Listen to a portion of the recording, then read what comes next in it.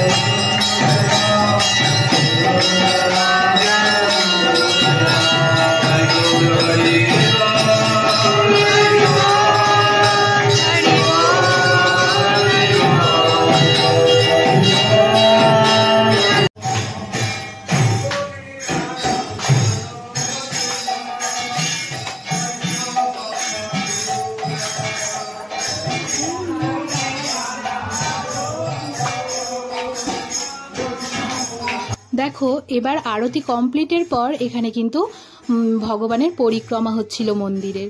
তো আমিও যোগদান করলাম, অবশ্য এসেও একবার পরিক্রমা করেছিলাম, তারপরে আবারও যোগদান করলাম।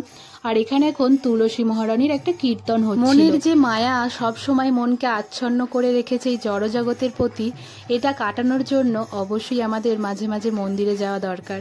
যদি প্রতিদিন হয়ে ওঠে তাহলে তো আরও ভালো, কিন্তু আমাদের বাড়িটা মন্দিরের কাছাকাছি একদমই না। প্রতিটা মন্দিরে যেতে গেলেই অনেকটাই পথ অতিক্রম করে তারপর ভগবানকে দর্শন করতে হয়। তাই যখনই সময় পাই তখনই ভগবানের কাছে যাওয়ার চেষ্টা করি, যদি চেতনা জাগ্রত করতে পারি। এই মনে যে পাপে ভরা এই মন যেন শুদ্ধ হয়, তার জন্য অবশ্যই ভগবানের নাম কীর্তন করা খুবই গুরুত্বপূর্ণ। কিন্তু এখানে আর বেশিক্ষণ থাকতে পারলাম না, এবার তো বেরিয়ে যেতে হবে বাড়ির জন্য, কারণ অনেকটাই সন্ধ্যা হয়ে গেছে। এবার বাড়ি থেকেও ফোন করছিল, তো তাই জন্য আর দেরি না করে বেরিয়ে পড়লাম। চলো তোমাদেরকে একবার দূর থেকে রাধা মাধবকে আর একবার দর্শন করাই। সেই মধুময় মুখ তোমরা আবারও একবার দর্শন করো, আর আমিও দর্শন করলাম, আর শেষবারের মতো প্রণাম করে আবারও আমরা বেরিয়ে পড়লাম। তো এই যে এখানে বাইরে আমাদের স্কুটিটা রাখা ছিল, তো স্কুটিটা এখন বের করব আর তারপর বাড়ির দিকে চলে যাব। আজকের ভিডিওটা এখানেই, পরের ভিডিও তোমাদের সাথে দেখা হবে। হরে কৃষ্ণ, হরি বল।